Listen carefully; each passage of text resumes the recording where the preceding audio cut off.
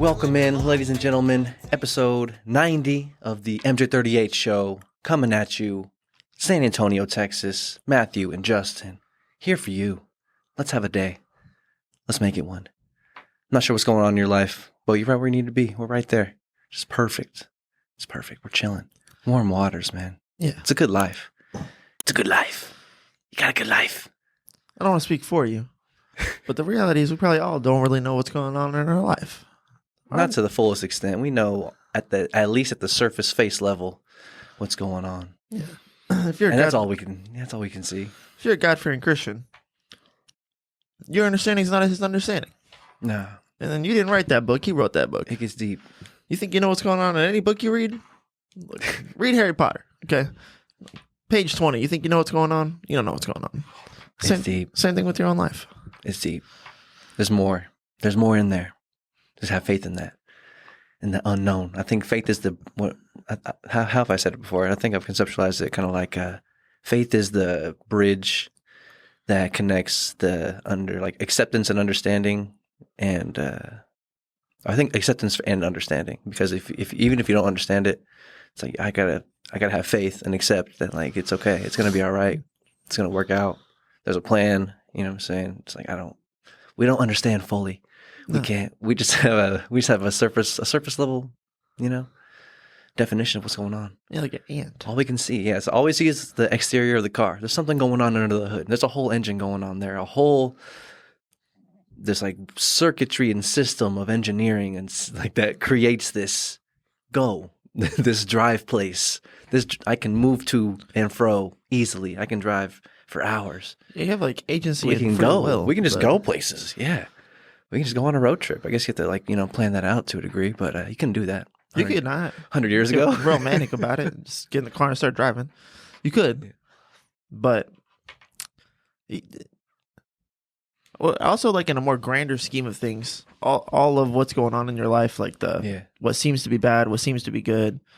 You got a new job, got to move to a new city. It's like a decade from now, like, that seemingly huge moment will be interpreted, I think, differently than how it feels in the moment. Mm-hmm. Once you watch what happens, there's like more to be done as the story unfolds. Yeah, there's a deepening and a more nuance that's like unlocked and visible, and you can see it, identify it, and be aware of it. It's like, oh man, life is crazy. To look back at and see how you got here. Yeah, the story. Yeah, to try and look at it more, and even such like.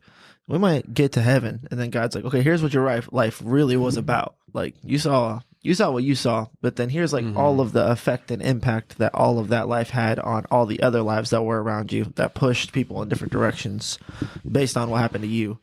And it was really more about that than it was. Yeah, we just get our own sliver. We just get our own little personalized sliver of this thing. Yeah. It's so narrow and like in respect to the idea of everything. Yeah. Like, everyone also experiencing that. Everyone's own personalized little sliver of existence. Yeah, totally. Time, imagination, and physical form. Whatever games you play.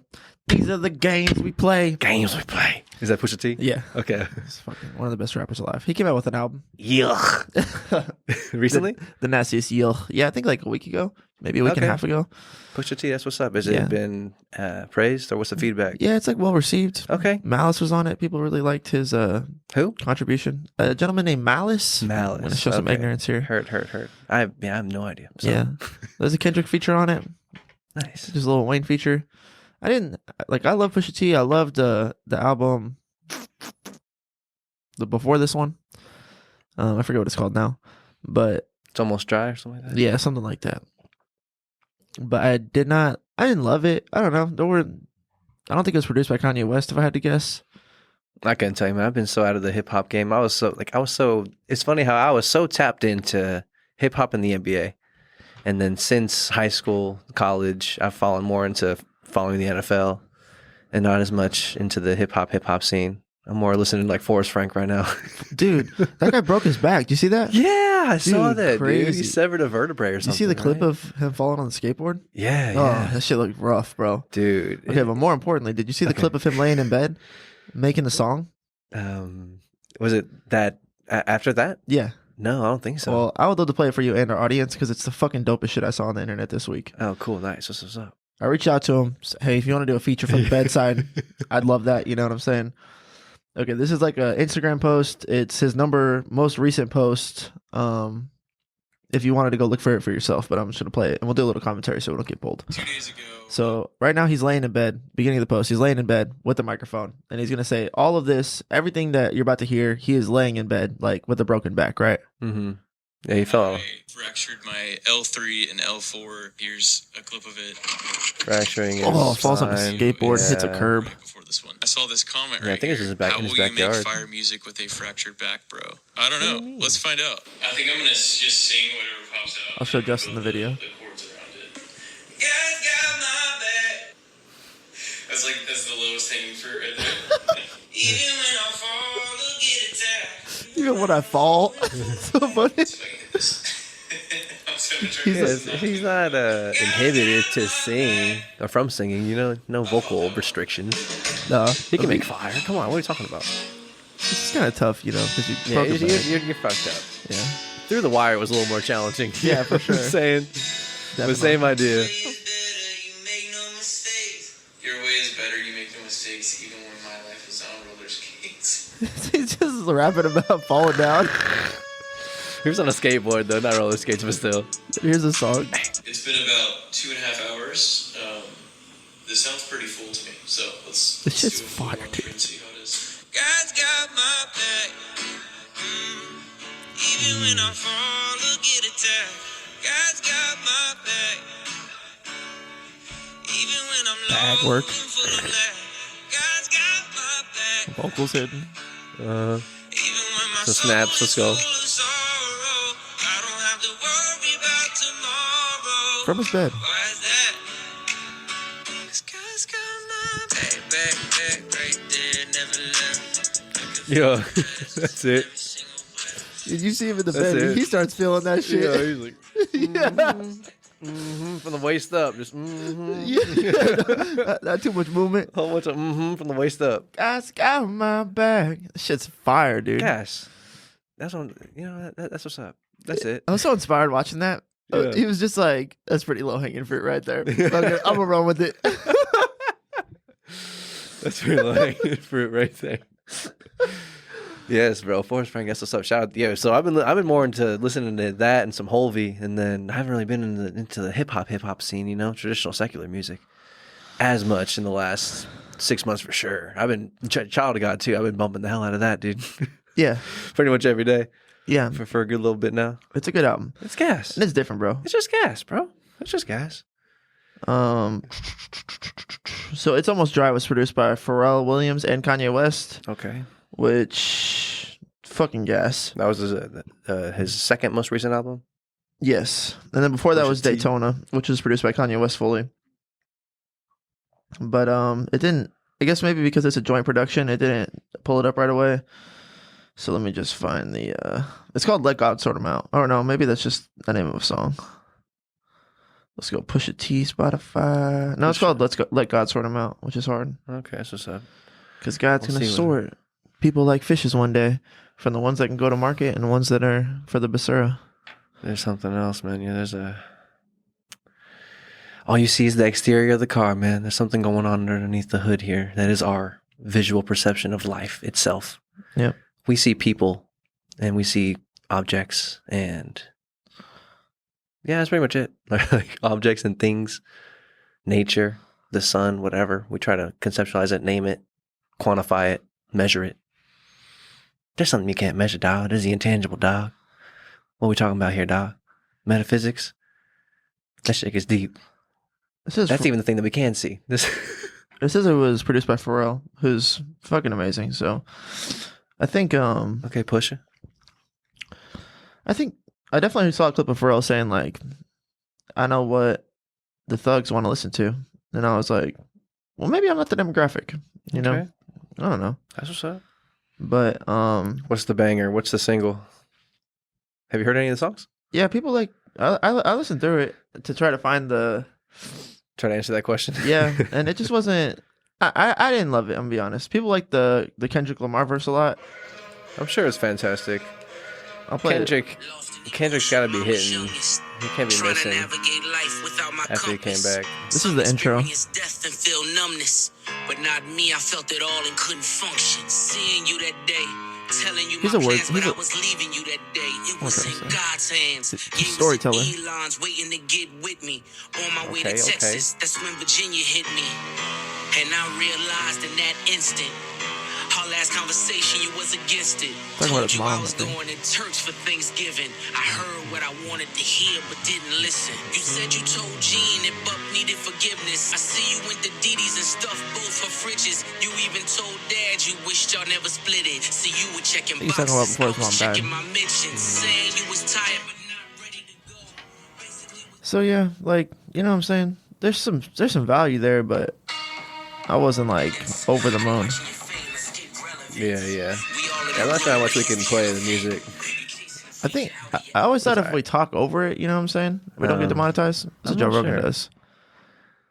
I don't know. We I can guess try it. We would try it. It's cool. It's probably it's not super great content, but if you hadn't heard it before, people are talking about Kendrick's verse for sure. I've seen it all over the Kendrick, Instagram. Yeah, I was gonna say, yeah, he can't be missing. He can't be missing. He don't. He's in the. Yeah, he don't really. Especially when he's coming out on the feature. He's good. He's got to come in hot. He's good. But yeah, they did a press run. They were over the internet for like last week. They were doing that thing. It was just like, yeah, Push T's last album, It's Almost Dry, was amazing, bro. Mm-hmm. There's some good ass shit on that album. So I was a little disappointed personally, but other people might rank them differently. Yeah. Teach his own. But that's what's up. New Push. Had you seen other podcasts get demonetized when we played music on them? I think they get limited in some countries, I think. Really? But I think they're okay as far as some of the stuff. No, fuck it. I don't wanna. I thought that was cool.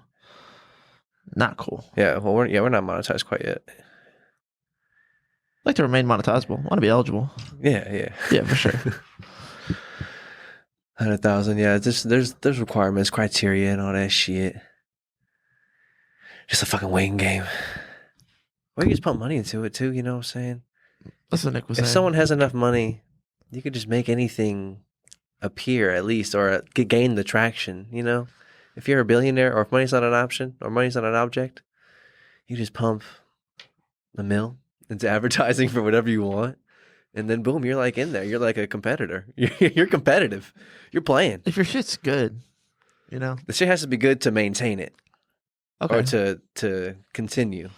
I mean, if you show, But to even get an initial $1 million to get you a splash, dog. I was saying, if your splash smells like dog shit, Yeah, if you're splashing urine, if you're just pissing on people, yeah, they'll eventually know. yeah. But like, New Era is fucking a great song, bro. It's gas. Oh yeah, you were telling that, or that guy said he was, or you said you heard that guy playing it. Yeah, you know, I was old just boy fucking in a gym. And You knew the- him from a different gym. Yeah, he would go to the other LA Fitness a lot. Mm-hmm. I don't know if I met him through basketball or lifting weights, but I don't know. He'd introduce himself to me, say what's up. Then he would dap me up when he came into the gym. And then I saw him over there and I was kind of like, oh, what's up, bro? I haven't seen you in a minute. But he was, because he followed me on Instagram, and then I was just in the bathroom, and then all of a sudden I hear like our music start playing, and I was like, what the fuck? It was like, yo, LA Fitness is what I'm talking about. Yeah. And then I was like, just 10 seconds of like, did Justin do a placement? Just living in this reality Yo. where. And then I realized like, oh, it's got to be coming from his phone. That's trippy. Yeah. Okay, got it. No, yeah, you still get to live in that. Hold on, touch that reality for a second. It's just bewilderment. I wasn't like, yeah. I was like, what the hell's happening? Where am I? Yeah. Where am I? Am I dreaming right now? What's happening? I was like, is this like a random person is just bumping the song? And I was like, oh, it's not random at all. Mm-hmm. Circle gets a square. Kinda random. Yeah, sure. I mean, Fuck it. that's advertising. Yeah. Walking billboard.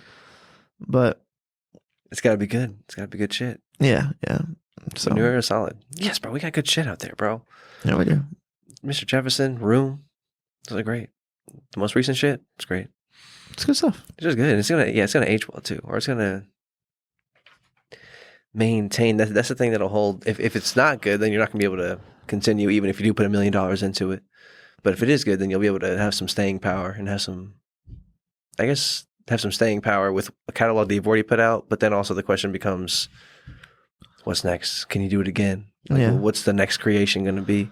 And artists are always falling into that sort of, or creatives in general, like kind of just falling into that, walking that tightrope, or it's like always of the expectation of creation and like just the natural organic nature of it. Yeah, But- like novelty. One question is: does something need to be novel for novelty to happen, or does it just need to be new to you? So I don't know the answer to that question. I think if it's new to you, you definitely get that sense of novelty. But once you find out it's not new, then it's like goes into a different part of your brain. Mm-hmm. So like, I guess if you listen to a song on Spotify, and then I guess you would find out where that is in the timeline of the discography of the artist, you know what I'm saying? And then you'd be like, okay, well then let me hear what they're doing now. Yeah, right. There's something about the now aspect that hits. But I guess there's still shit you can hear that's, you know what I'm saying, older or whatever. That was the next, like, if I show a person one day Blood on the Leaves. Okay, go Ghost Town. Ghost Town, yeah. Yeah. If I show a person Ghost Town, people are and they've never heard it before, people will usually be like, holy shit, dude, this song is amazing. This song's crazy. Like, doesn't matter that it came out 4 or 5 It came out a while 8 ago. years ago. Fuck. It came out last summer. It's like probably 10 years ago, dude. Maybe When 9. did Joe Burrow get into the league? Fuck. Really? That was. I don't know. Those are okay. I was like, that's what my stepdad I was got like, me. those are the same. Those are the same entry point of like time period. It might be. It's probably pretty close, but Maybe, yeah, shit. Or I don't think Joe Burrow's been in the league for that long, because I want to say that song was on Kanye's album that came out. It was like I hate being bipolar. I love it or some shit. I forget. no, yeah. So Yeah, that came out like when we were working at the fucking the fucking rock place, bro. oh fuck. Working with rocks. It was like 2015, 10 years ago ish. Dude, I don't want to tell you shut up. What But is it? 15's too much. Might be 10 years ago. Because we started performing in 2016. And that's like 9 years ago. Ghost Town came out in 2018. It's 2025. Okay, 7 years. And 15 hurt me. I was like, no. 15 years? No. And then Joe Burrow came in 2020. So, About 5 years. but yeah, my stepdad and I were talking about who's the youngest batch of quarterbacks, and I was like, like Joe Burrow, and he's like, Matthew, you're getting old, kid. I was like, what are you talking about? What are you talking about? Joe Burrow. Joey Burr. Young sensation. He's like, not so young anymore, dude. He's like 27, 28. And I was like, what? Joe Burrow. Yeah. No, dog. Yeah, I guess like who was he referring to? More so like fucking like the rookies, or Because I posed the question to him, like, how many times do you see a first round draft pick quarterback come into the league and then be a top 5 quarterback? It doesn't really happen that often. And he was like, well, I don't know. Let's like name the last year who were the rookies. And I was like, I don't know. Hold on. Daniels. Let me get ChatGPT. And he's like, no, we can do it. And I was like, all right. But yeah, Jaden Daniels might have. Caleb Williams. Yeah, he didn't do it. Jane Daniels went off though. He did. Went fucking bananas. And the year prior to that, it was like CJ Stroud. Yeah, CJ Stroud went bananas. And then we kept trying to like go years prior. Yeah, Justin Herbert. We got to like the 3rd year, and I was like, Joe Burrows? He's like, nah, dog. Okay, yeah, I think Justin Herbert. I know he had a fucking great rookie year. He's been in there for a while too, though. Yeah, he's probably maybe the draft class after Joe. Probably. But all that to say, sometimes you cross the threshold of the song, like Jesus Walks, and you're just like, I'm trying to cross that threshold where I'm like, this shit is insane. This is like too good this unknockable, undeniable. Yeah, it stands alone. You know what I'm saying? It stands alone regardless of their discography currently. Yeah. It's like if you could just enjoy the song for what it is, it's like, this is great. It's like, I don't give a shit about what else is going on. But I think there is a natural connection, or like that natural, like, what else is there, you know? Yeah. That question, if you do find something that you enjoy. Yeah, for sure. Or you're just like, yeah, a song that hits. Yeah. But we were saying that in regards to what? We're saying that in regards to like recency bias, or like something that's, if it's new, it's more novel. Trying to understand novelty a little bit. Yeah, more I guess better. there's something with that insofar as also like being there whenever a new thing is dropped. That's a different, you got to be there for it. It's different. Yeah. It's different. Like watching Breaking Bad, like watching the fucking finale with the world, you know? Yeah. That's pretty hard. Yeah, that's something different for sure. It's different. Or being there for an album drop at midnight, you know, or like waiting for the album to drop. And then it's new. And then it's like, this is new. Or like when GTA 6 comes out. Yeah, it's the birthing. It's the birthing. And being there for the infancy, birthing. you know? Yes. The infancy of the public relation. Like COD 4. You try to play COD 4 now. Dude, Modern Warfare 2 and like Black Ops, whenever those were coming out, and you go to the midnight release at GameStop or at Walmart, you bring your receipt. It's like, I got it. I already got it. Paid for, bro. Yeah. You just give me the game, bitch. Yeah, man. You had to be there. It's different. You can download that game right now and play it, and it'd be great. That game, like COD 4, it's just great. It's just fantastic. It probably wouldn't be as great. I think it still would be pretty great. I think it'd be the opposite of novel. It'd be fun because it's retro. But like, okay, yeah. Modern, nostalgic. The Warzone is crazy, bro. I mean, it's like the Model T versus a Porsche. Like what you would hope would happen with a car. Like, will this thing be really fast someday? A little sleeker, you know? Won't clank so much? It's like, yes, it will. It's like same thing with Call of Duty in the sense where it just got smoother, better. Like they overdid it, I think, for a while. They had like so many guns, so many perks, so much achievements, and then they like reeled it back a little bit and found the sweet spot. This is a lot of Call of Duty talk, but just to say, like, it didn't evolve so far past it that I just like, I'm like, man, I like the simpler days. It got better, you know? Yeah. I see what you're saying. So yeah, that's what I'm saying. Like people, the user experience, the gameplay itself. People that play video games right now try to just play COD 4, and it would probably feel a little lacking, a little off. I wouldn't. I'd be like, Bog, fuck yeah, I'm gonna hit you with that bear across the map at the spawn. Barrett, dog, off the rip, search and destroy.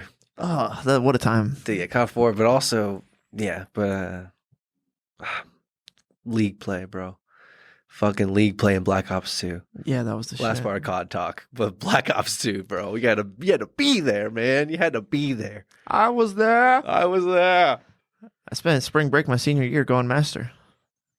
Great spring break. I loved every minute of it. Remember cooking shrimp? I ain't never cooked shrimp in my life. I was just like, most things that I cook, I put butter. What are you doing? Cooking shrimp. For what? For me. So like What is this? Like it was spring break and I stayed home to watch the dogs. Like high school? Yeah. And so it's just me in the house by myself. Oh, yeah. And I was like, chilling. I want that shrimp that's in the freezer. And I don't really know how you cook shrimp, but I want some fucking shrimp, bro. Let's go. Shrimp and cocktail sauce while I play my Call of Duty. You know what I'm saying? Fucking, it sounds like a Thursday, shrimp cocktail, bro. baby. Yeah. So I'm like, I don't really know how you cook shrimp though. So I like defrosted it a little bit. This was before I just chat GPT'd everything. Yeah. And I was just like, most things I cook, I just put butter in the pan and let that bitch ride. Broncos country. Let's ride. So I ended up just like basting it with butter until it was like brown. It's in the pan? Yeah. Yeah, pan seared. Butter basted. Fucking great. Bonjour. It was a genius, chef. bro. Didn't know what I was doing, but I knew what I was doing. Oh, yeah. And yeah, it was fucking, what a time, dude. Loved it. Nice. Better than a beach, maybe. Just as good, at least. I got no complaints. Fuck, you had to be there, man. You had to be there. So there's something to that. There's something to say that you had to be there, but also there needs to be some sort of staying power and legitimacy, and I don't know if it's competence based. I guess it is depending on the domain, but there's got to be some staying power in whatever it is that you're creating. Even if you do put $1 million into the upfront production for the video game or whatever, it's like it's got to be a good fucking game for people to like continue to play and come back to it. Title after title, you know what I'm saying, in the discography, you know what I'm saying, whatever you're... Yeah, totally. You know what I'm saying? But yeah, there's something there to both of it. I think if we would have put $1 million in a New Era when it came out, we would have garnered a lot of fans. I think if we put $1 million behind the podcast and the music, we would fucking have some staying power. Yeah. You know what I'm saying? Yeah. Podcast is, we keep coming out, we're relevant, we're talking about relevant things, we're very like in the now. There's definitely something like, I want the newer Joe Rogans before I go watch the older Joe Rogans, because there's like a missing component where I'm listening to the past versus what's in the now, you know? Yeah, the zeitgeist has changed, things have moved, the landscape has shifted. And it's not Keep going, please. that was bars, dog. You should go on. Yes. Yes. Yeah. That's what Jordan Peterson's doing. Figure Bro. out the He's pulse like, of it. He's like, he's just looking off into fucking eternity and just bringing back wisdom and just, and just bringing bars on him, bro. Yeah. I fucking love that guy. Yeah, I know exactly what you're talking about. Yeah, If just you like haven't seen watching Jordan those Peterson, watch podcasts. it. Yeah, watching Jordan Peterson podcasts. I'm more inclined to watch the more recent ones for sure. And like, there's something. The landscape is different. You're living in a different world now than it was 5 years ago. Yeah. Even though the podcast material might be the same. I guess that one's a little bit different. Music could be a little bit more translative across time, not so time dependent or like time stamped as far as like the lyrics. If the lyrics aren't like referencing like actual or like physical things, you know what I'm saying? Or like time stamp marker points or objects that are. There's also subject matter that is timeless. Like if you talk about love, breakups, getting like being in love, breaking up, and fucking missing somebody, or all that type shit. Yeah. So, but if you listen to like the Beatles, it's old, you know, because like, well, just the sound was different. So like the sound is time stamped in our era of like music, you know? Yeah, it's like this sounds like it's from the fucking 80s. Yeah, right. That sounds like something. Or sounds like disco. But I think that if you talk about like, but people bring that back and fucking refurbish it and make it new, and like we revisit those old songs and fucking sample them. You know what I'm saying? Yeah, for sure. And all that type shit. Like I think Trap Soul is one of my favorite albums, and I think that if it dropped today, it would be just as popular. I mean, it's just so good, bro. Tiller. Yeah, by Bryson Tiller. True.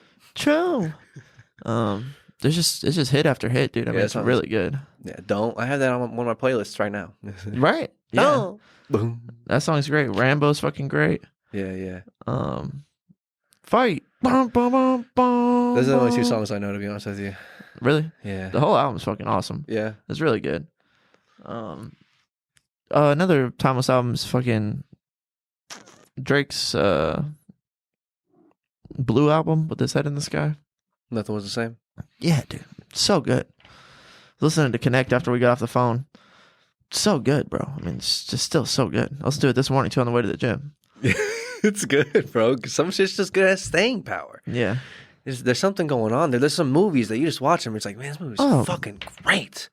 Doesn't matter how old it is. It can look like outdated to a degree, but it's just like this the spirit of the story, the spirit of the moral of the story. If that's like a heart analogy, it's like this heartbeat is strong. Like in this movie, it's just like they're fucking on the pulse of something. They're expressing a truth within that. I think ultimately that's maybe what might differentiate some creative art form, I guess in the form of movies and shows. It's like if their moral of the story is adequately displayed and dramatized and foundationally sound enough and like true enough and like in line with objective reality enough to be like a lesson or to be like a expression of a way that life works.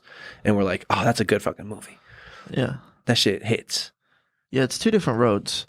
It's like they're still traveling forward, but it's not the same road because one of them is the novelty and the other one is the retro, you know, like nostalgia, going back to something that's great or finding something new that's great. And I think we're just wired to prefer something new that's great than to going back to something that we've seen. Like Good Will Hunting is an amazing movie. I don't know. I think I can almost see like the argument of opposite of that because I think some people are wired to just like fall back into I'm watching Breaking Bad again. You know what I'm saying? That happens. We're falling into because I guess you're definitely more of a because I know that you've watched like a lot of different types of shows and like the stuff on Apple TV and stuff and like you'll give shows a shot, like the John Hamm one and the Dope Thief and a couple of the other Apple TV ones. Yeah, Stick is good. The season finale comes out next week. I'm excited for it. Yeah, but I think you might be a little atypical in that sense. I think some people like we venture out into other shows, but we need to. I almost need the recommendation, or I almost need like sometimes I let the universe decide whatever, just like depending on feeling. But for the most part, if I'm like going to dedicate some time to the show, it's like I need to kind of have an inkling that it's at least that it's good. I don't need to know what it's about. I don't really care, but it's like I just need someone's stamp of like that's worth your time sacrifice. Sure, you know what I'm saying? Sure. I don't disagree with that. Was a time in my life where I was just going back to The Office every other day. Dude, The Office, bro. Watching The Office, watching Breaking Bad, watching I know that I'm gonna throw Game of Thrones back into my rotation. I need to give that in another year or so. Sure. I think I'm coming back up on the rotation of I've been out of the loop of what have I not seen in a minute. I think Breaking Bad, Better Call Saul, those are shows that are going to be thrown in that loop. Ozark is another one we need to watch again. I haven't seen that in a couple of years. It's I know that I need to give them some time to breathe, and when I come back to them, they're going to be fucking hard. Yeah. But also, there's another part of me that's with the novelty part. I have the nostalgia part. I'm the nostalgia part's nice. Sure. I think there's an intermingling of both sides of those, the unknown and the known, for shows, or just in life in general. But applying to this, I think it translates well. I'm with you. I agree with that sentiment. The pushback, not even from me, but just I think for the argument is, let's say there's a movie that's number 1 on Netflix right now, and you watch the preview and it looks good, but you just saw the preview. Or you could watch Casino. That's a lot of people's one of the hits. I don't know what movies you really loved in the past, Shawshank Redemption. Yeah. It's that movie's really good and you're gonna enjoy watching it. But there's a number 1 on Netflix with a good actor and a good plot, and you're interested. Yeah. It's which one of those pulls you harder? And like we said, I might be atypical, or you might be atypical. We might not be the exact average person, But my presupposition is that the novel experience would be more drawing, but that's not necessarily true. Yeah, the new one. Yeah. Well, if it's highly regarded, people at work are talking about it. Yeah. You said you need a recommendation, so it's not a cold call exactly. But if you saw the preview and you're that shit looks pretty good, which way you might be leaning on it, but with no recommendation, no preview, just am I going to go listen to this album that popped up on Spotify for no reason? Maybe not, Probably not.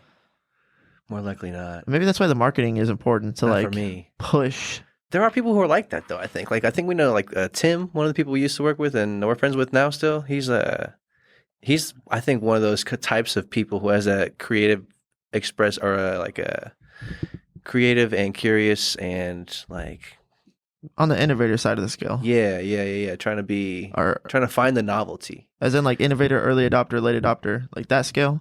And I think that's the gears of how things become popular is the innovator finds it, brings it to the early adopters who popularize it, which then gets into the late adopters, and then it becomes culture. Yeah. And he's one of those people for sure. Yeah, I think that's part of his personality. I'm not sure who else would share that or what personality trait. I definitely do it with TV. With, yeah, right. Just listening to new music with no recommend, or it's looking for new stuff. Yeah, for the sake of new stuff, or totally. Undiscovered, something that's different, or just good that's undiscovered.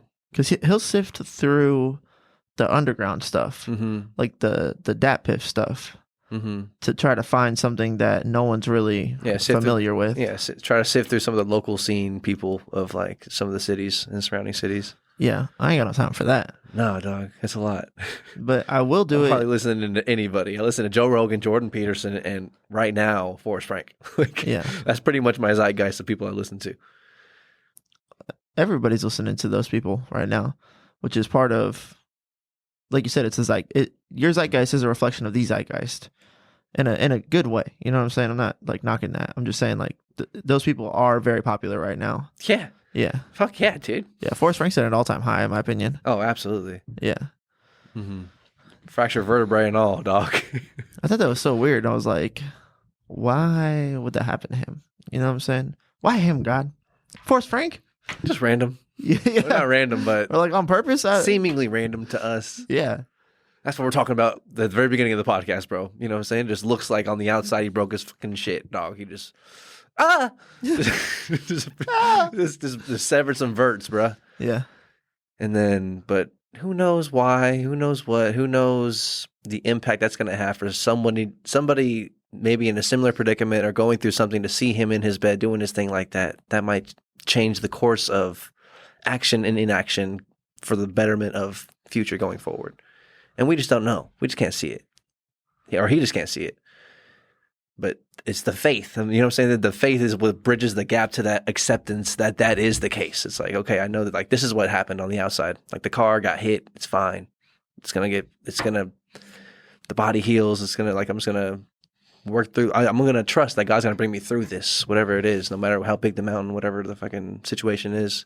In his case, he needs physical therapy and movement and a long. I guess I'm not sure how long. Probably a relatively long recovery process. What's that look like? Probably at least like 6 months, I would guess. If you're severing your vertebrae, sounds pretty severe. Hopefully, he can walk again, type shit. You know what I'm saying? But I just know that no matter what the outcome is or have faith that no matter what the outcome is. Having faith in knowing that's like it's like when you get to that level, it's like okay, I just know this is gonna happen. I ain't even tripping. That's like the certainty, the maximized faith. Yeah. But it's a you have to express that because we're just given a small little sliver. Yeah. But yeah, man, it shouldn't happen. That's my zeitgeist. Oh. So yeah, we're discussing the paths of novelty and retro nostalgia. That's it. I think that I definitely was enjoying some nostalgic movies that had been refreshed, and it was really good. And I loved them. Yeah, I saw that Disney was saying that. Okay, this is I think this is the perfect thing that like what we're talking about is what Disney is dealing with, and having to fight that opposition or those two conflicting ideas because they made recently. We wanted to go see it, but we're going to wait till it comes out on Disney Plus. But we wanted to go see it. It was I think it's called Elio.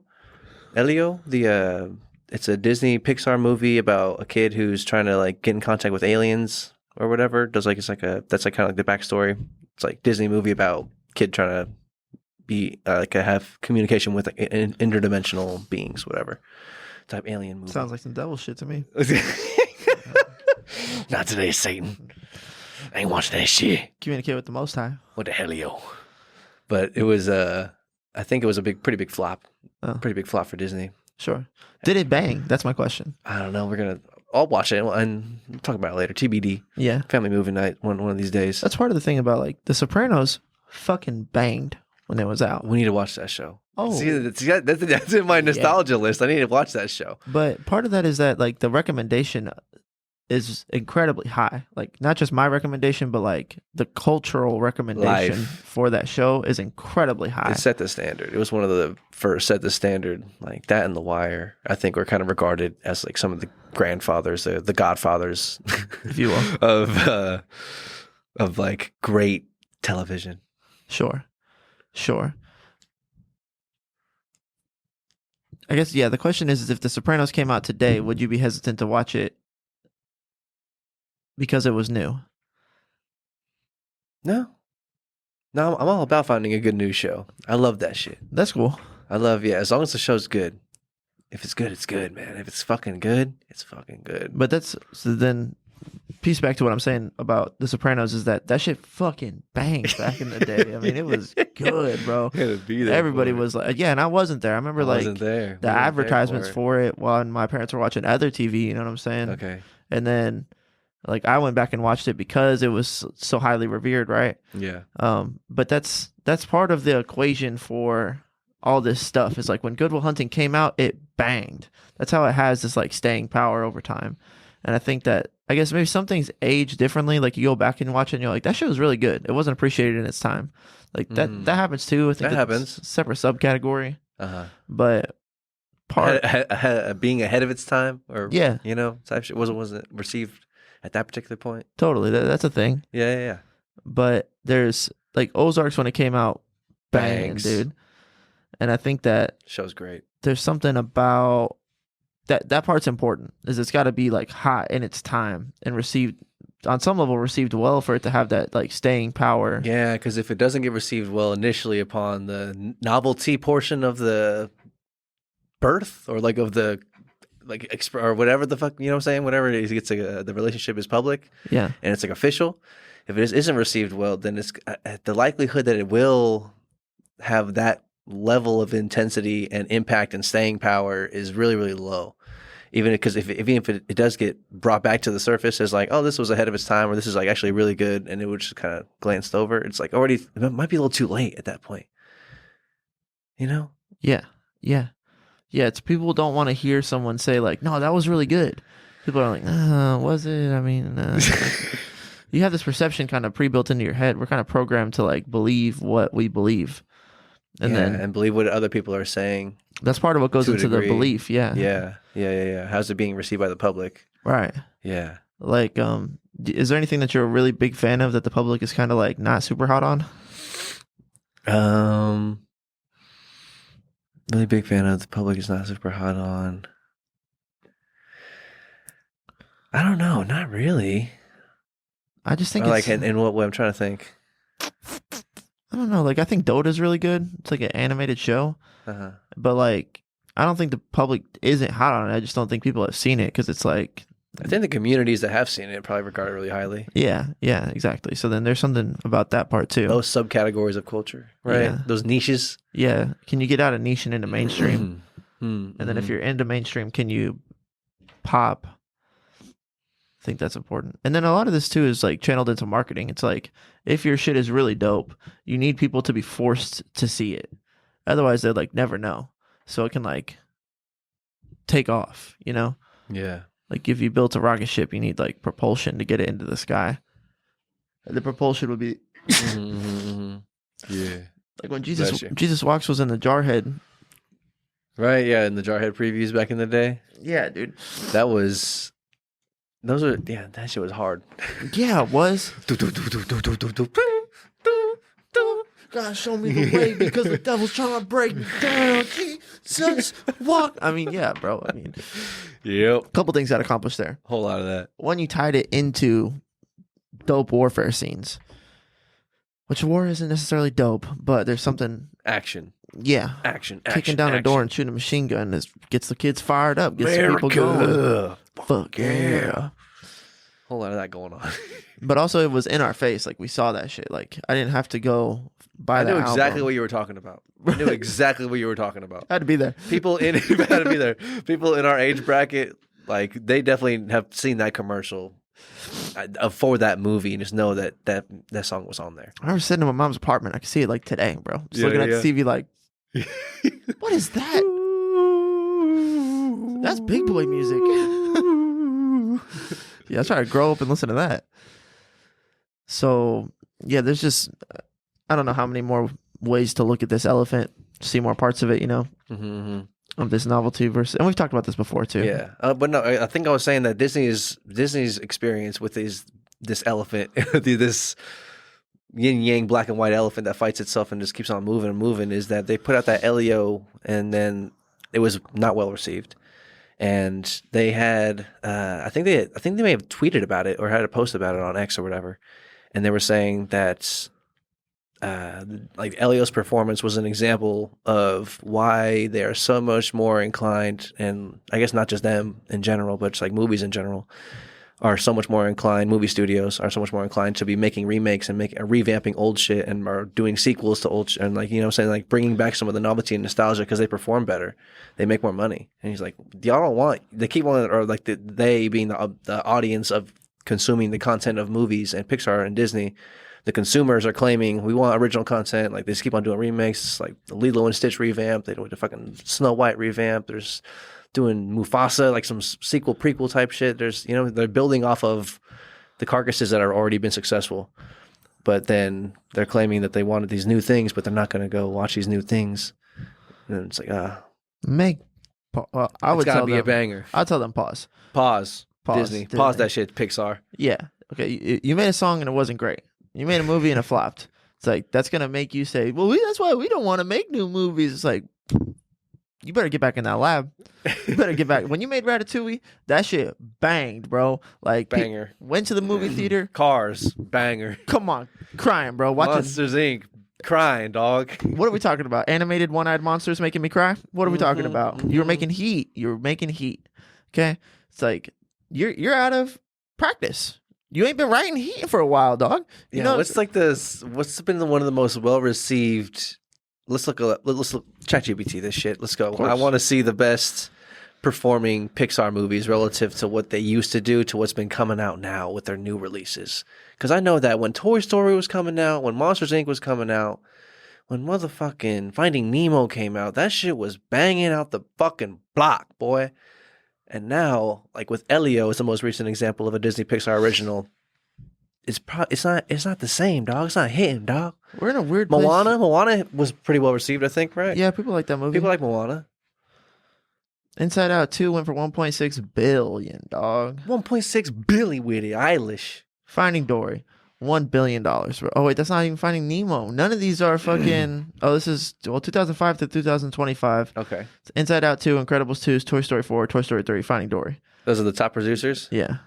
Okay, what's like the... Organize it? Can you organize it by a chronological order instead of like top grossing order?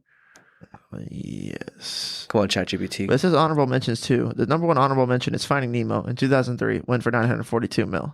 Okay, my mom, at the time, 2003, almost $1 billion in 2003. That's what I'm talking about. Okay, that was original content that's at money, the time, dog.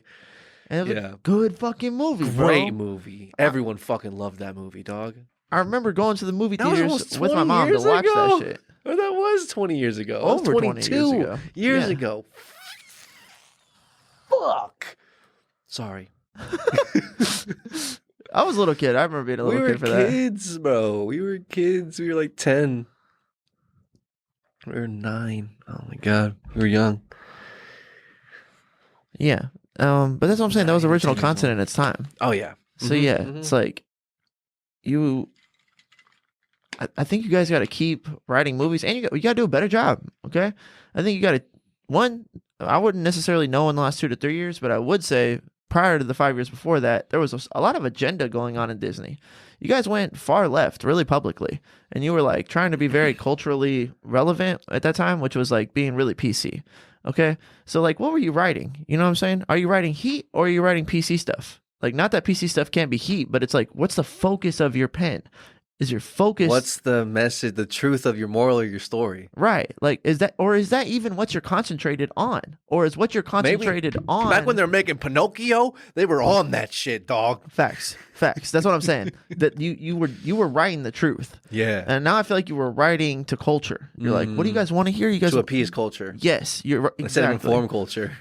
Come on, man. Inspire culture. Yeah, so that's why I wanted to say, Come on, Disney, dog. pause. Okay, hold on. Before you start telling me that you don't want to make original content, how about like you get back in your bag? You know what I'm saying? Okay. What writers are you hiring? You know, like who are these people? Right? Maybe you got the wrong people in the right rooms. You know? Yeah. And what kind of like what's your criteria for the kind of writers that you want to have? Are you looking for the best of the best? Or are you looking for people who are good in the industry? Exactly. Yes, men. People who've... Oh, man, let me try to choose better words than what I'd like to say. I'd like to say who suck dick to get to the top. I was going to say who sheen champagne. Yeah. Who smoke a pancake. Yeah. You'll have to bleep me out right there. Smoke a sausage. See, that's one thing that... We ain't bleeping shit. I was recently punched in the face. Oh, no. Okay. And the primary... dog. If I had to... afterwards, a group of us discussed what happened. Deliberating. Like intellectuals would do. No, I don't know. I felt like if I could point a finger towards the number one reason why that happened, it was because I just said what was going on without using a filter to appease anybody's... See, right now I'm about to use a filter to not appease to anybody's sensitivity or ego is what I think the truth is. I just said what I thought the truth was with no filter, and it got me punched in the face. Okay? There's things I want to discuss about that, which we can get to after we finish this discussion. Okay, let's go. But the moral of the story, I truly believe when we're talking about this Disney original content shit is that's what you should be doing, is trying to say the truth without trying to appease ego or sensitivity. And I think that's maybe where they fucked up. I've got a good list right here. So this is movies that they made by year and their worldwide gross. Let's go. So what are you looking to? Let's look at the most recent. So we'll use 2003 Finding Nemo as a benchmarker for in their bag. That shit was a phenomenon. Everyone loved it. Hilarious movie. Great fucking just good shit all around. Good shit, dog. So then we'll go to 2025, 22 years later. That was about $1 billion for Nemo, roughly, just under $1 billion. So, and that was back in 2003. We can do also a rough calculation with how much inflation would have affected 942 billion or whatever the hell it was in today's equivalent dollar amount, so we could get a more accurate representation. But let's look at the most recent shit. Elio. And then I couldn't even name the most recent like top 5, top 10 Disney movies. I could probably name a couple. I also looked up Pixar. Do you want me to do Disney? Yeah. No, Pixar. Okay. We'll do Pixar because I think that was the branch of Disney that specifically was talking shit. Because now Disney's huge, bro. Now Disney's got superheroes, Jedis. It used to just be Nemo and fucking like Woody. And before that, it was just Pinocchio and Hercules, Moana. Not Moana. Sorry, I'm fucking jumping across. Mulana. Yeah, that's Disney, not Pixar, right? That's what you're saying? Yeah, that was like Disney drawn animation. Oh, and then yeah. Pixar was like, I guess, the animated subsidiary, or I'm not sure if they were started as a rival company and then got bought, or if it was like a sub branch of Disney. But either way, I think that they were animation different companies and they were fighting for people's attention. I think. I could be wrong. Yeah, I'm not sure the true story behind Disney and Pixar, but Pixar was the one bitching recently. It doesn't have the data points for any 2025 movies. Okay, or does it just have the titles? It doesn't go past Inside Out 2. Okay, when was that? It just says 2024 on this. It made me like a chart. Yeah. Like that. So it just says 2024. Okay. I could probably ask it, but so yeah. Inside Out 2 did 1.69 bill. Elemental was the one before that. Elemental. I think we watched that one. It was actually pretty good. It was all right. What'd that get? I'm just looking real quick because I thought it had more. No, okay, cool. I thought my previous chart had more 2024s, but it just had that one. It was the only movie, I guess, that came out from them in 2024. Before that was Elemental in 2023, where the Fire in the Water yeah. people? Yeah. That one did 4.9 mil. Oh, that's nothing. Compared to 1.6. 1.6 bill? Yeah. Compared to 4.9 mil? Yeah. That is a huge difference. Yeah. Holy shit. And then Lightyear, I guess, was a 4.9 mil, and then Nemo was almost $1 billion in 2003. Yo, yeah, okay, so Elementals, that they're not hitting. I thought it was okay. It was also dollars have changed. It's just a hard thing to fucking. And here's another. Make a banger. People don't go to the movies anymore. That's true. And that might be the part. Yeah, because I'm waiting for it to come out on Disney Plus or whatever. And that might be part of what made movies hit so much. Yeah, hit so much, become so popular, make so much money, become such a thing in our culture that it drew more people to the viewership. Was that was the only place you could see it. Yeah, and it was like a thing to go see a movie that people did. It's still a thing, but it's not anywhere near as prevalent as like a thing that holds more social value. It doesn't hold as much social value anymore, just because, I guess partially because it's you can just watch it on fucking, I guess, right? I guess what's like the last Avatar was pretty big, but I don't think there's really been like a have to go to the movie. You have to see this movie in the theaters type of moment in a minute. Because back in the day, yeah, that's all you had to do, or that's all you could do. It's like to when the movie came out, you had to go watch it in the theaters, and then you had to wait. If you'd missed it while it was in the theaters, you had to wait until it came out on DVD and came out for rentals months later. So that maybe also been partially part of what drove some of the movie going. If I don't catch this now within this minute, like a month and a half window I have, or however long it's in theaters for, 8 weeks, whatever, then I'm going to miss it until it comes out 3 months later. Yeah, that combined with like what people did with their time, like people went to the movies on the weekends. Like, go with your friends, Friday night, we're going to get the snacks, let's go to the movies. Like, if you ever watch Seinfeld, they're like geeking to go to the movies. You got to go wait in line, go get the tickets, we'll go get the stuff, and then we'll meet you there and hold our place. Yeah, right. You know what I'm saying? It's like a whole adventure. Like my dad talks about it, like that was like really it, bro. You get dressed up to go to the movies. You know what I'm saying? Going to the movies, dinner and the movies, part of the movie. yeah. You know? Yeah, exactly. It's like going to the restaurant is part of eating the food. Totally. You know? Totally. And so but then also what I'm trying to say is that like without that being a thing, the weight of the dopeness of it, or like it weighs less. The extra now. Social value, yeah. Yeah. And because it was concentrated into what people did with their lives, and because you were going to be talking about it, it's like now when you watch a movie that's good, like you might not even really talk about it very much at work, or it might not be like this thing that you like a highlight of your life because we're watching movies every night. It's like, that's the other thing too, is because the amount, the quantity, the supply is oversaturated. so much. It's seeing a good movie. It's impossible. Watch a good movie every day to watch it all. There's so many good movies, so many good podcasts, so many good shows, so many good everything. It's fucked. Well, what do you watch? We're drowning in choice. Yeah. We're overwhelmed. For sure. The spoils of plunder. Yeah. The spoils of victors. So that's one reason why I think that also equates to dollars, though, is that like there's not only is there so much different things you could be watching that it's less likely that you're going to watch the most popular thing at any given time because you could watch all the novelty at all time. But then also it's like it's just not something like you gotta do. Like you gotta see the movie, Jerry. You gotta see it, Jerry. It's all everyone's talking about, Jerry. Yeah. You're gonna be out of the loop. You can't talk to anybody. Yeah, exactly. Or nobody can talk to you. Yeah. Oh, you haven't seen the movie, Jerry? Get out of the room. I don't want to spoil it for you. Yeah, it's like it's not that anymore. And so I think that like watching the hottest movie on the block carries a lot less pee. Yeah. You're not pushing a lot of No, yeah, it's not as much. If back in the day, if you were putting somebody on to Good Will Hunting, you were putting somebody on.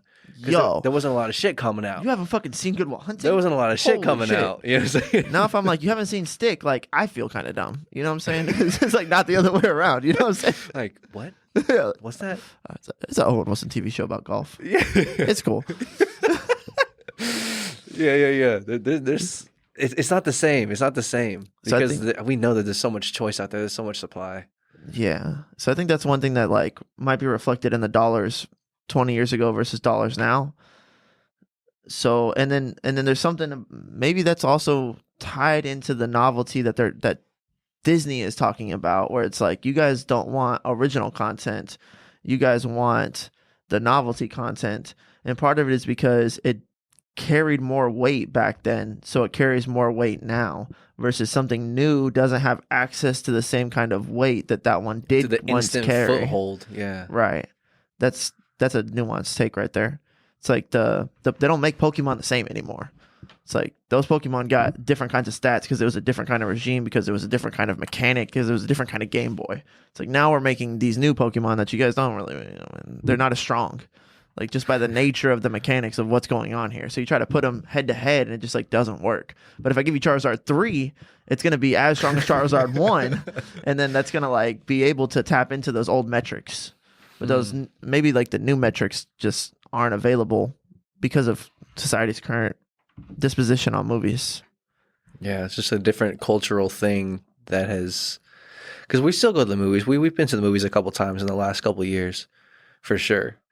Not a whole lot, but at least probably like a handful, 3 or 4 times at least in the last like year or so. And it's fun, you know. It's still fun. Go and get the movies and shit. But you can just watch it at home now. The watching experience at the house is so much more simple. So much more chill. Say, what do you think the average number of movies people went to go see was in 2001? Right. Yeah, probably a more lot than 4 a year. more. Yeah. Yeah, it's like the amount of movies that you would go to the movie theater to see back in the early 2000s. What, per year? So per month, at least. Maybe depending on your family and what you're into. I'd say at least probably like on average once every other month, at least. Probably like 6 a year. Probably, yeah, something like that. Somewhere in that ballpark. Yeah. Some people go all the time. I've seen like back in the 2000s. Yeah. You know? Oh yeah, people. Yeah, But nowadays, I've seen 5 movies in like the last 5 years. yeah, so maybe once a year, maybe once or twice a year. It's a real novel ass experience, bro. Yeah, Like I saw Dune 2 in the movie theater okay. because it was like I wanted to see it. You know what I'm saying? Yeah, It's like fuck Dune yeah. 2's out. Oh fuck. Yeah, Yeah. let's go. We saw the Super Mario Bro movie, but that was just like we just wanted to do something. You know what I'm saying? Mm-hmm. It's still something to do, but it's not like you gotta see it. Yeah. Like when Star Wars came out, motherfuckers were like, like losing their minds. That's what I was bro. thinking. That was the images of those lines is what was coming to my mind when about talking about when movies were movies. Yeah. When movie theaters were an experience. Yeah. Like you would wait outside. People be waiting for that. For anybody shit, that wants dog. the rest of this list, from most recent to 2015, so 10 years of movies. Okay. Inside Out 2 did 1.6 bill. Money. That was the highest one? Yeah. Yeah, it's the most ever. Damn, that's a lot. It's a lot. Elemental did 4 mil. Lightyear did 2 million. Turning Red did 2 million. Luca, which I think was released pretty quickly to streaming services, did 400,000. Luca? Yeah, it's not even a mil. Couldn't even tell you. It's about a boy who just like Aquaman kind of Okay. relationship with the sea, I think. Onward did 1.4 million. Soul did 1.2 million. Toy Story 4, 1 billion. Damn. Incredibles 2, 1.2 billion. Damn. Cars 3, 3 million. Coco did 8 million. Finding Dory, 1 billion. The Good Dinosaur, 3 million. Inside Out, 8 million. Damn. The Inside Out only did 8 million, but then the second one did 1.6 billion. What in the fuck? Yeah. They went off. How'd they do that? I don't know. Kids really like. Maybe it's a banger. Inside Out was good as fuck. I haven't seen the second one. I haven't seen I've seen the first either. one. The first one I thought was pretty good, but I can't really remember it 100%. But how did they go from 8 million or 9 million? Kids were having like Inside Out themed birthday parties. It became real commercialized with kids. So maybe that's part of what drove it so much.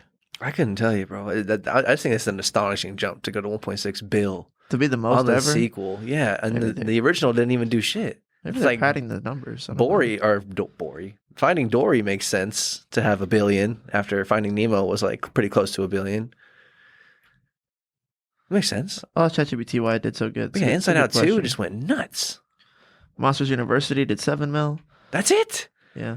Dude, Monsters University was so hard. These stats are fucked. Banging movie. You lost me, ChatGPT. I mean, it just depends. Like, how did you watch Monsters University? I couldn't tell you. I streamed that shit on Disney Plus. Probably did too, yeah. So we're not giving them any money for that, you know? This is like just from movie sales? Or from theater sales? Or was it just total gross? These are box office earnings. Box office, heard. So yeah, definitely didn't watch that in the theaters. And let's ask you, why So that's what we're talking about. Inside Out 1. How did Inside Out 1 increase that heavy? That's fact, bro. I think I saw a clip of this on Instagram or with somebody. I think it was Andrew or Santino, the guy with the red hair from. Yeah, he was on Joe's podcast and he was talking about the difference between 1 million and 1 billion. Saying like 1 million seconds, and the versus like 1 billion seconds. And he was saying that 1 million seconds is about. I'm going to butcher it a little bit, but he was like, it's multiple days. It's like 7 days or 8 days or some shit like that. But 1 billion seconds is like 31 years. So it's like to go from 9 million or whatever to 10 million, we'll say 10 million to 1.6 billion. Inside Out went nuts. I've never even seen the second Inside Out. How did they get so many people to go to the theaters for that? It says in 2024, last year. So it's 2015 to 2024. So it was 9 years in between the movies. So joy, sadness, and the rest of the emotions had become beloved characters in that time. Nearly long decade buildup created nostalgia among older fans and anticipation for newer audiences. It says post-pandemic theatrical rebound. 2024 theaters were doing a lot better post-pandemic. Like they'd kind of built back up. Yeah, I guess that was a huge thing from 2021, 22, and 23 to kind of be in the rebuilding of the let's go back out to the movies type thing. Let's go back out to dinner type thing. Yeah. That we had shut down for a year, like 9 months, whatever it was. It says they're released in the summer and there just wasn't as many good movies out at the time also. It says the kids who were 20 and 15 were now young adults, so like the emotional maturity that they went through made the movie like more complex. So it did better because I guess what they're saying is age that with their audience. Yeah, well, it was like a nuanced movie that was like for kids on surface level, but for adults on the nuanced level. Mm-hmm. But then because it was a decade between 1 and 2 coming out, that like the kids were able to watch it more as adults that saw the first one, and so that like led to, I guess, more of them enjoying the movie. But I mean, I don't know how that drove people to the back to theaters the for theater. it. Yeah. But it says they did maybe it was just really fucking good. massive marketing push. They did trailers, merchandise, social media, and tie-ins. Pixar also released the introduction of New Emotions, which generated online buzz and a lot of meme traction. And then Pixar had a string of underwhelming box office showings. Lightyear, Elemental, Luca went out to streaming. Inside Out 2 became the first Pixar event film in years, and so it's kind of like a rebound for Pixar as a whole. Yeah, maybe they changed their marketing approach. How much money did they put into this one versus the other? Oh, it says they also went worldwide, so it had really strong performances in China, Latin America, and Europe, which contributed a lot. And then TikTok. Huh. Sorry, what were you saying? Global. I guess I was just going to say that they may have changed their marketing approach, or like their, I guess marketing approach is what I'm trying to say. But within that, there's multiple different aspects that they could have tweaked and changed, and variables that could have adjusted to get a different marketing output or result. So I'm sure that they changed a couple things between Inside Out and then the other 3 movies before that, like Luca, Elemental, and then Lightyear. Yeah. That was only made a combined like 10 mil, not even. I think it's also a reflection of the movie theater not being a viable option for people to go to. Mm-hmm. Yeah, people were still afraid in 2021 for sure. 2022, that number decreased a little bit. 2023 decreased a little bit more. Because if you want box office sales, you'd have to not release the streaming services. But if nobody's going to see your movie in the theater, you have to release the streaming services so people can at least fucking see your shit. But ideally, your movie would be so good that people would go see it in the movies, even if you didn't have it on streaming services. But nobody was going to the movies. Like that demographic wasn't. It was like grayed out. It's not going to happen. Mm-hmm, so that seems like part of it too.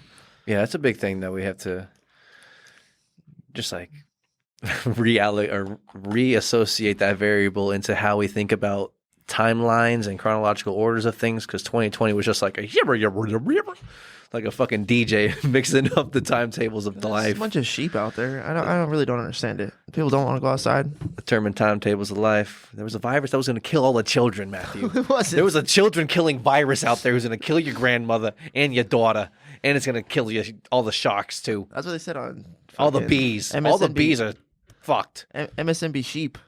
that was the headline for sure. But that wasn't the case. It just wasn't the case. It wasn't the case. Anthony Fauci lied to you guys. We're gonna get demonetized. It's just crazy. Or it just goes to show a couple things, you know, it's just exposing some social chinks in the armor of human beings. What'd he say? No, just kidding. What'd you call me, sir?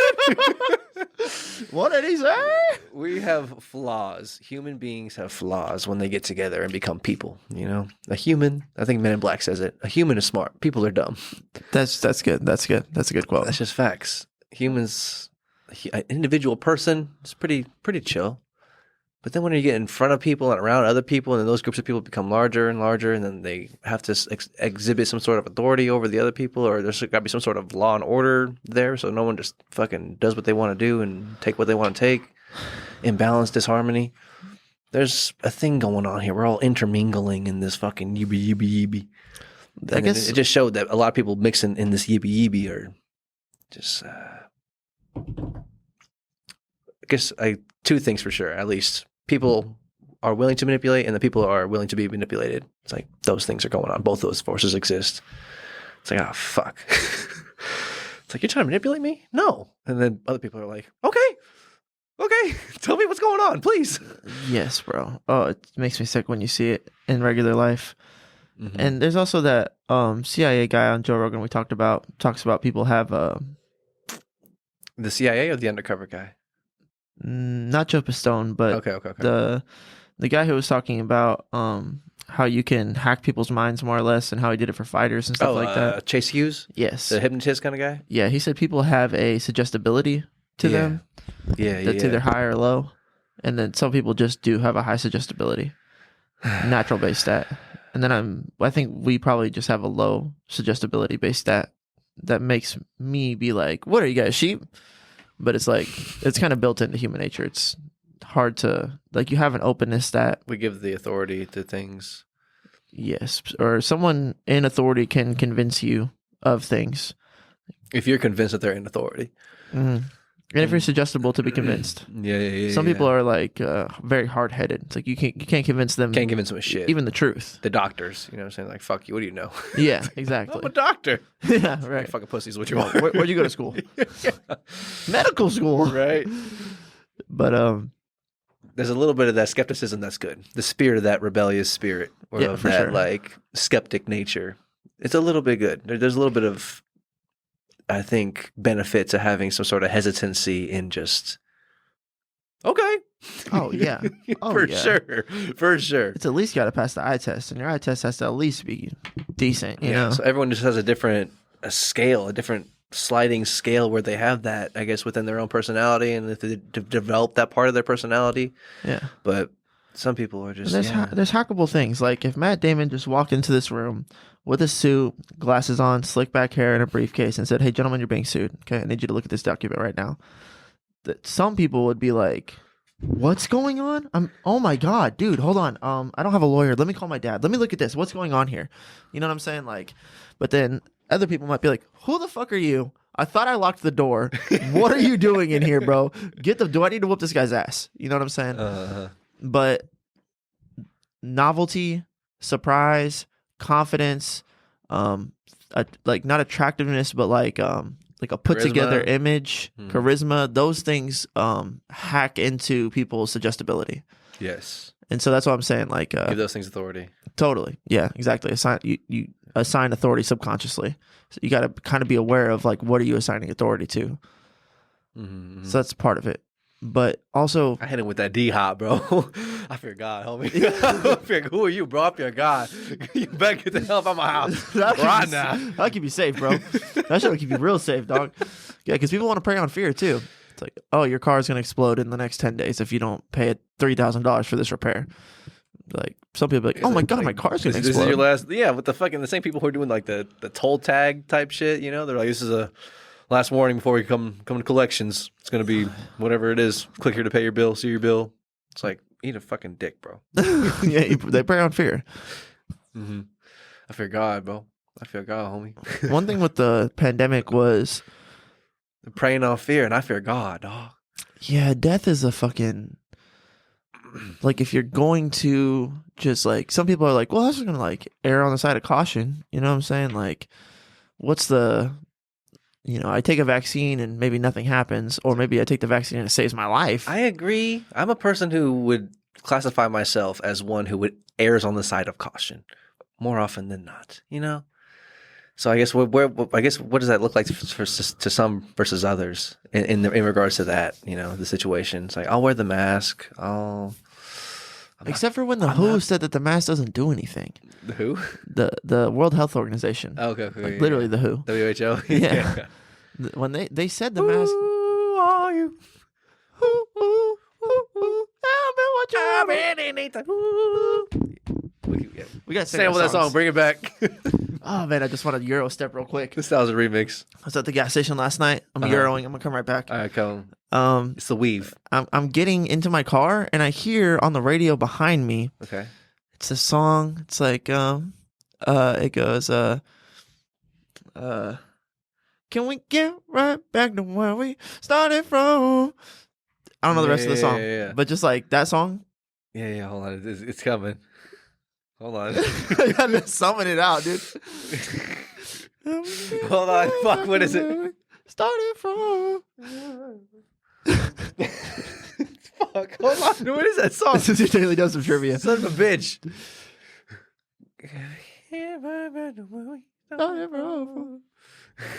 Love is good. Love can be stronger when we get right back. Yep, I'm in it. I'm with it. Okay, what is it? Oh, we could be I don't know what it is about that song, bro, but I just freaking caught the vibe, bro. Yeah. I was like, love is good. Love can be strong.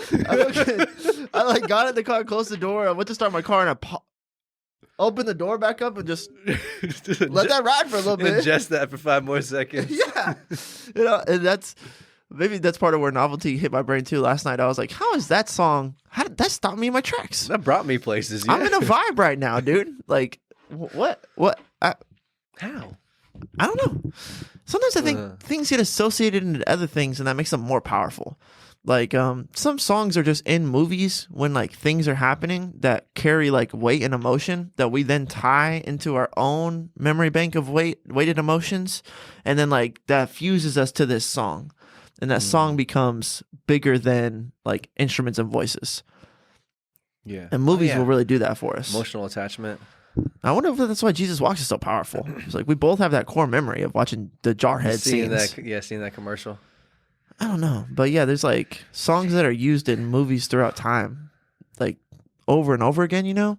Like common songs that just are in the score of movies. And I think that makes them more powerful songs. For sure. It's like that song, Don't You Forget About Me. Okay, why the fuck haven't we moved on from that song? Is one question I have. Like, I don't understand. Timeless, bro. It's a timeless idea. This came to mind as well, the idea of like these timeless songs when we were looking through some songs for the wedding. It's like there's just songs that are just fucking hits. But how? Why? I don't know. That's so weird to me. Because they're always played at weddings. I see you delivered. I'm yours.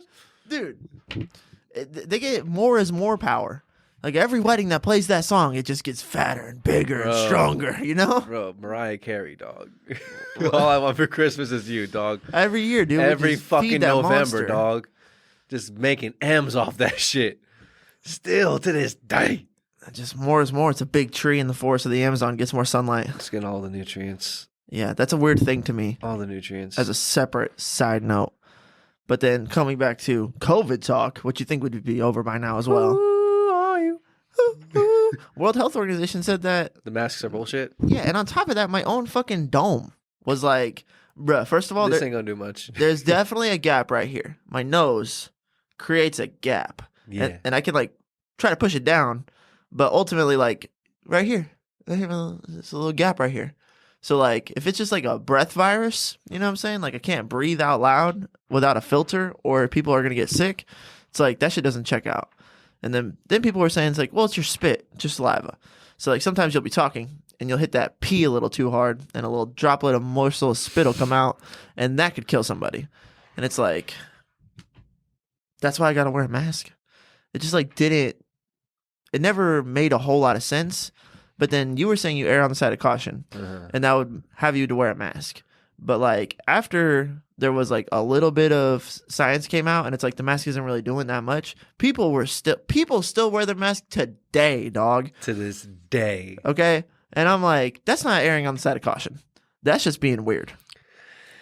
That's a little bit on the wherever that error, like caution, the ability to, or not even ability, because it's a couple of different factors, I guess. It's like the suggestibility to the information that someone's telling you, and then like just like being a cautious person, like, kind of two different things.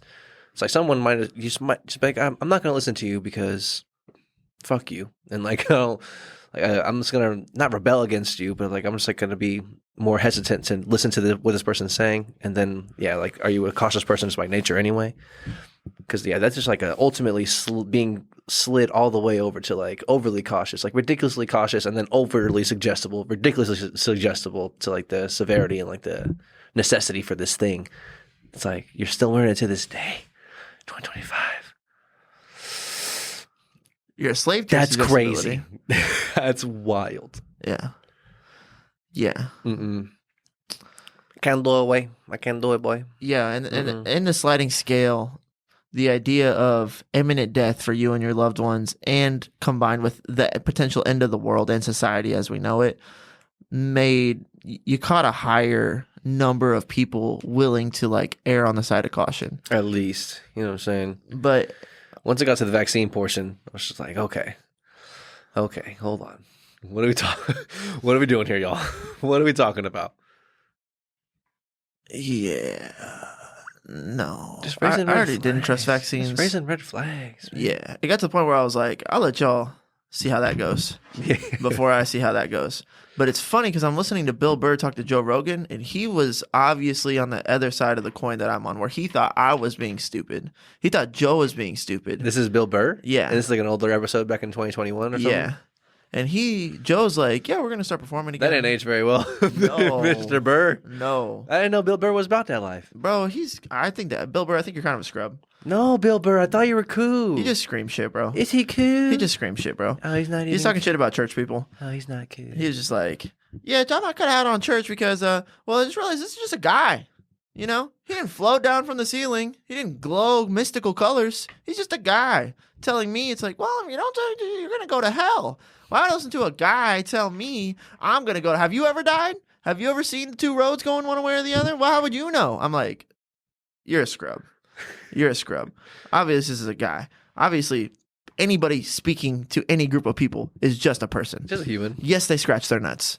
Yes, they have bad breath sometimes. They take shits. That does not mean that they're not able to express information in a way that you should digest. Okay. But then on top of that, yeah, facts. His fucking stance on the COVID stuff was like, he was telling Joe, like, I'll let you guys go back out in the public and see how that goes for you. It's like, no way. Really? Yeah. Oh, you're silly. And I was you're like, goosing right now. You're goose talk. You can go ahead and get the vaccine. I'll see how that goes for you guys. You know what I'm saying? Like, yeah. That was more of my stance for sure. Disposition. Looking at the exact same thing from the equal and opposite angle. Exactly. Yeah, exactly.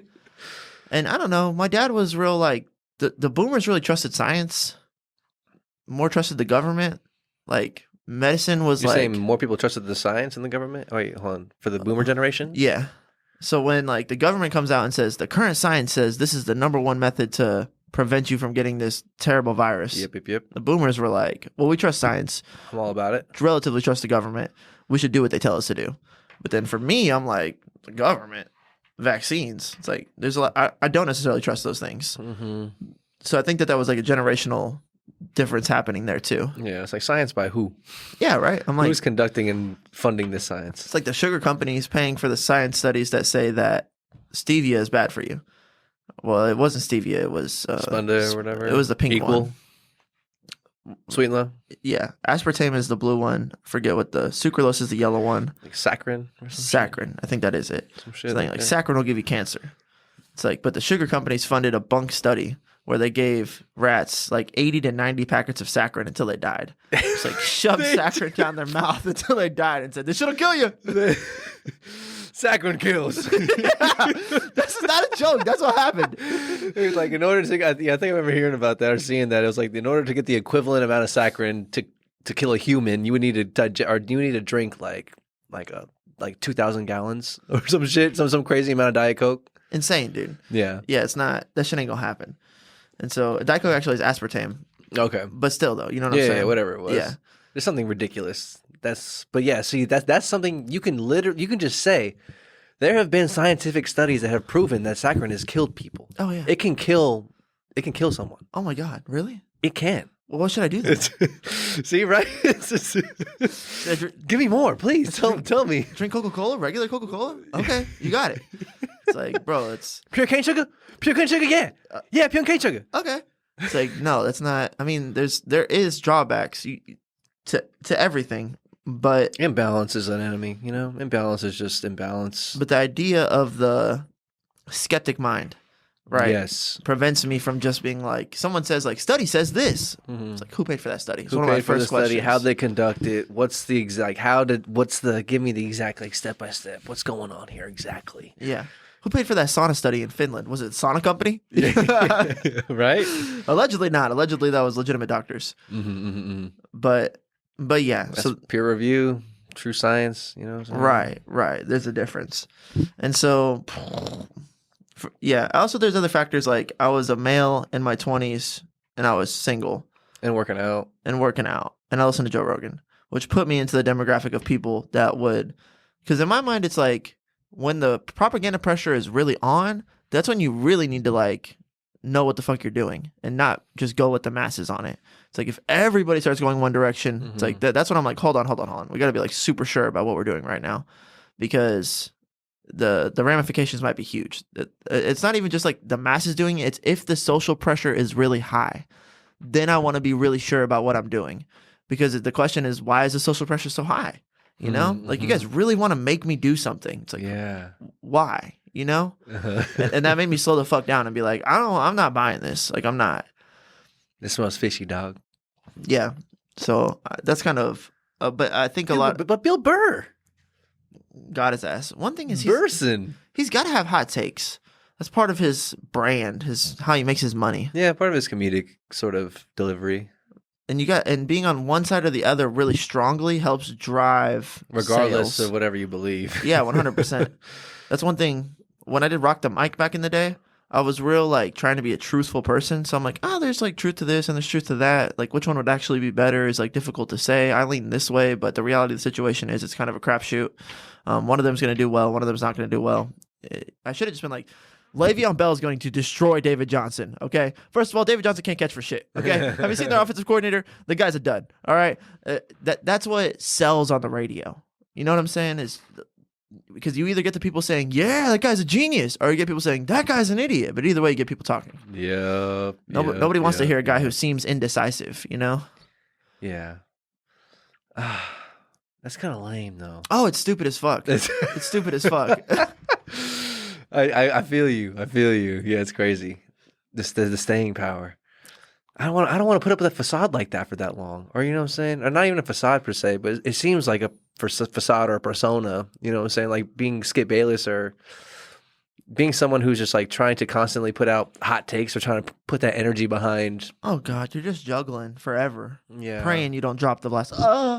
And then you end up fucking, looking like an asshole, looking like a jackass multiple times, and then that might hurt. That might get old pretty quick. You gotta brush that shit under the rug and keep it moving is what they try to do. Right. Yeah. Gotta keep the paychecks coming in. Gotta keep the viewership here.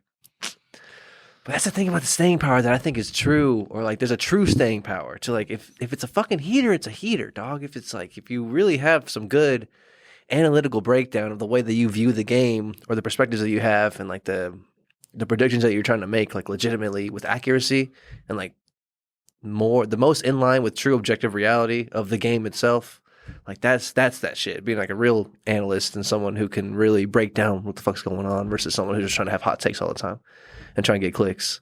It's like that shit's you might have a run, it might be a couple years long of a run.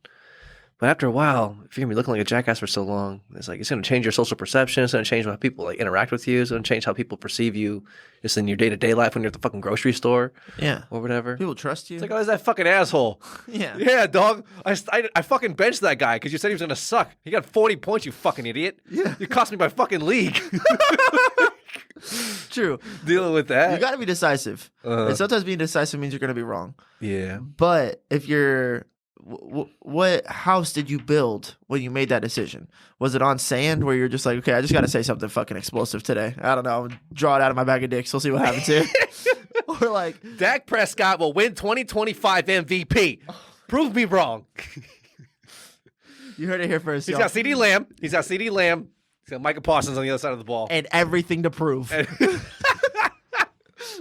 And all the doubt in the world. And he was sipping Moggs in Italy with my boy. Yeah. You talking about a chip on a guy's shoulder? How about being in America's team and looking like a loser year after year? Okay, is America a country of losers? Is that you think we are? Mm-mm. No. Back-to-back World War champs. That guy's got a bigger chip on his shoulder than Frito-Lay. Yeah. Yeah. Than a Frito pie. Yeah. Chip on your shoulder. We could turn a bar out of that. But I'm not interested in bars right now. I'm talking about ideas. We're diving into the depths. Yeah. So I think, but to tie the suture all the way back would be to say that the novelty and the authority and the hack on people's suggestibility that COVID brought is part of why it was so convincing. Yeah. New things happening. There's a chemical outbreak. New things happening in life right now across the globe. We're all dealing with this chemical outbreak. Novelty is instilled. Brand new pandemic. Then it's like we are the authorities. We are the people who are conducting this research, who know the substance, who understand it, who understand the cure or like the precautious measures that need to be taken in order to ensure safety for everyone. And we know that information, so you got to listen to us.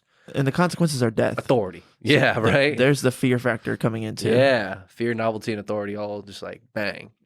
And on some level, if you present that information to anybody, we have to pause and think about it, Yeah, it's at least going to get you to be like, okay, go on. Yeah, you have to. Go on. Unfortunately. Some people, there might be a small, very confrontational portion of people who are just like, fuck you.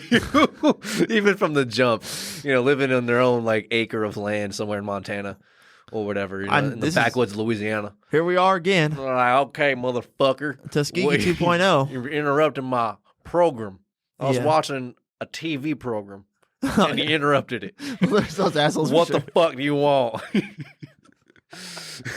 Actually, you're good, dog. You're good. Don't worry. You'll be all right. Let him be. Yeah. But for the most 99% of people, we're all gonna at least stop and be like, okay, what's going on here? But so let's say 1% of people are like, fuck you.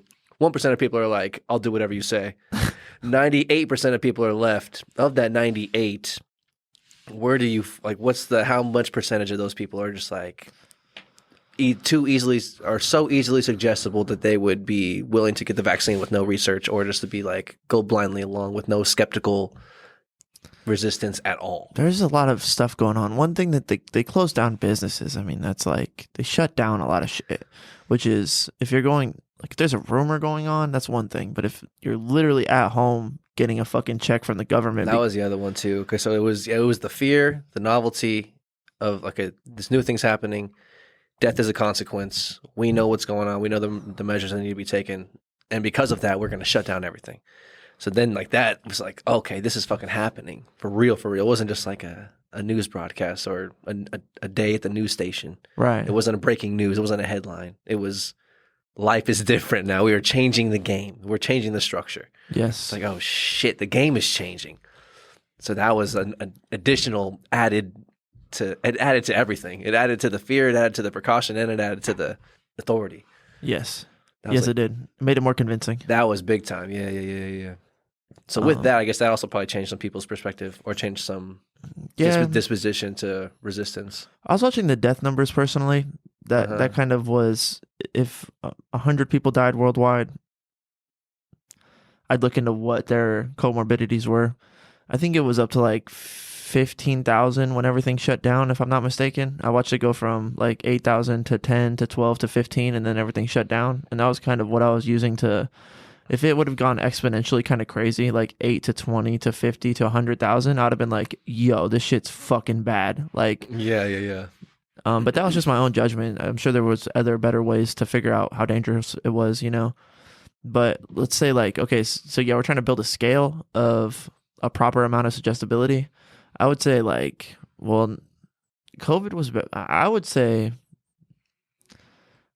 just gut check wise, I would say probably 60% of people were way too yes. Way too much of a yes. 40% had skepticism. Yeah, 40% probably had a proper amount of skepticism, even through the fact that then if you look at even the 40% who were properly skeptical, most of those people still wore masks.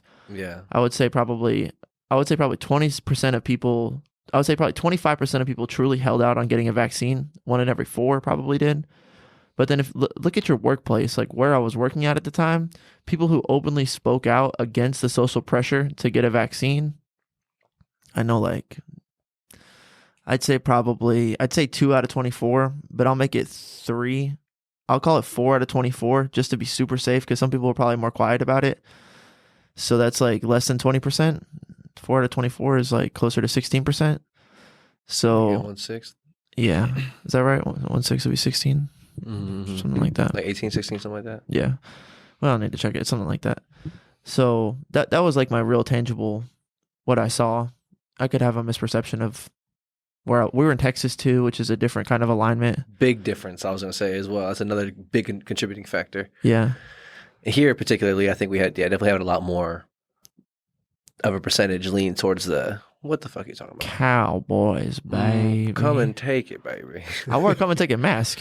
Yeah. Had a cannon on it. Yeah, come on now, man. What are you talking about? Took it off as often as possible. But California, New York, other places, it's just virtue signaling with their masks. Crazy. Yeah, if you weren't wearing a mask, you were fucking villainized. Well, thank God for Joe Rogan, because otherwise I wouldn't have had a validating signal. Bro. Yeah, he was spitting some shit, bro. Yeah. Bringing people in, really trying to get to the bottom of this. He was taking caution, as most of us probably should or would, just general, okay, what's happening here? Especially with the shutdown. It's okay, what the fuck? Why? Yeah. Why are we shutting this down exactly? Give me some more. He was super okay, we're going to shut down. Okay, I'll wear a mask. Okay, he was ready to go get the vaccine so that he could keep working. Yeah, with UFC, right? Yeah. Yeah, so he was going that direction. Yeah. And then just like the WHO came out and said the masks don't really work, and then the vaccines had a lot of vaccine injuries, which made him pause let's just get the vaccine, why not, like they were really just like, just get the vaccine, bro. It's a part of it, because I think part of what they were leaning on as well is, because I fall into this, I think everybody does, it's like the fucking scrolling to the bottom of the terms and conditions just to hit accept. Just like, so you're telling me I can't go back to regular life? I can't continue on in this story, whatever it is. I can't continue with this download if I don't fucking agree to the terms and conditions, or get this update. I can't use my phone if I don't fucking just agree to this terms and conditions. It's like, yeah, you can't. We want you to treat this like you can't continue on with normal life unless you just like agree to the conditions, and the conditions are get this vaccine. That's what they wanted to. That's really what they tried to do. They were really trying to get us there. Yeah. Because most people were like, yeah, like I guess what we're trying to pointing to right here is that Joe had that maybe mindset initially of it's like, yeah, like if I had to get this UFC or get this shot in order to continue regular day-to-day operations and life and work, then like, yeah, like let's. A lot of people probably were like that. It's like, let's just continue on with the terms and conditions to play life. I'm saying play life. And like, thank God we weren't like required to get it for our job, because I'm sure a lot of people were, and that's fucked. It's fucked up. Fucked. And if you had the option to not get it, but you were going to have social ramifications at your workplace, I think you should have not gotten it and taken the social ramifications, because that's like positive masculinity, in my opinion, is the idea of the proper rebel, is to say no and take ramifications socially for doing the right thing. And the right thing is not being forced to do something due to social pressure that's unnecessary, and enabling fear-mongering and propelling a narrative of untrue propaganda. Sorry, I had to get JBP for a second. But Get in there. that was the danger of what was going on. Those are evil spirits. And it's like, oh, I'll just bow down to the evil spirit and go on with my life. It's like, no, you shouldn't bow down to evil spirits at any point in time, because that's tyranny.